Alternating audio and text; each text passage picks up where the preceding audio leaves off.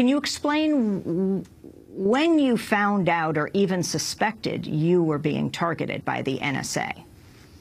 I did not find out that I was suspected by the NSA until I spoke to Glenn. Glenn called me. I went to New York. I met with Glenn, and that's the first time that I found out that I was targeted by the NSA. Before that, it wasn't even a thought in my mind that I could be suspected of any sort of wrongdoing or would be surveilled or would be monitored at all.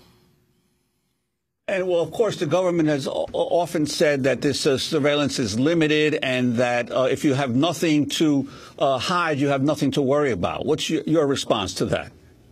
Well, if that's the criteria that we're going to use, then we just need to throw out the entire Fourth Amendment. Our entire justice system is premised on the fact that not whether somebody has anything to hide or not, but whether law enforcement has probable cause. I mean, under regular criminal law, what you have is if the police go in without a warrant or without an effective warrant, they go in and they even find evidence of crimes. Those evidence are thrown out, even if they find evidence of a crime, because under our Constitution, the right to privacy exists. Under our Constitution, the question, again, is not whether you have something to hide or not, but whether law enforcement has a reasonable expectation, a reasonable suspicion to believe that you've committed a crime. So I think that saying that is just ridiculous. Faisal Gil, talk about your work experience. I mean, this monitoring started under the Bush administration. You were working for George W. Bush. Yeah, I mean, I was working for President Bush, worked at the Department of Homeland Security. I was not involved in monitoring, so I, was never involved in any sort of FISA warrants or anything of that sort, so I would not know that. I understand after 9/11, I understand that there is a need for surveillance and the program needs to expand, and I also understand that there will be times where you might have a reasonable suspicion for someone that you might have to suspect maybe committed a crime or maybe is involved in terrorist activities, that after you monitor them, you find out that, okay, no, they're not involved in any of those activities.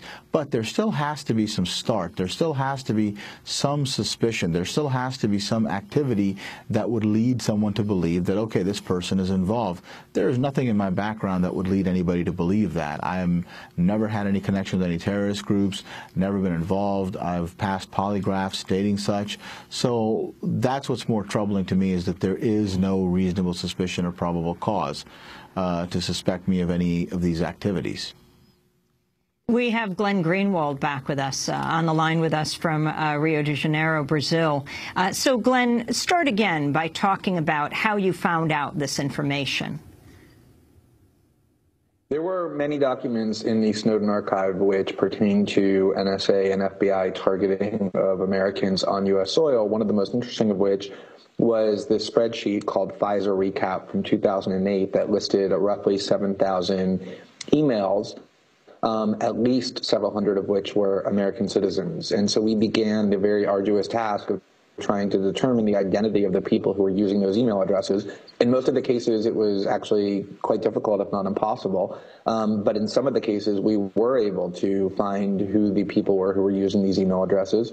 And we had maybe 20 or so Americans that we thought we should report on, and we narrowed it down to 5 based on a variety of factors, including who was willing to be identified publicly as a surveillance target. A lot of people were very afraid of this stigma that it would have for them on their careers or their reputation forever, and didn't want to be named. And so that was one big factor. And another one was making sure that we were reporting on people who clearly led very law-abiding, exemplary lives, as the 5 people here did. And once we were able to determine their identities and they were willing to go on the record, we began the process of reporting about how they were spied on and what possible rationale the government might have had. And what we found was that the only thing they really had in common is that they're all politically active American Muslims who, in some form or another, have expressed criticism of the U.S. government or just been politically active in their communities and in the nation. And that seems to be sufficient within the intelligence community to render these people suspicious.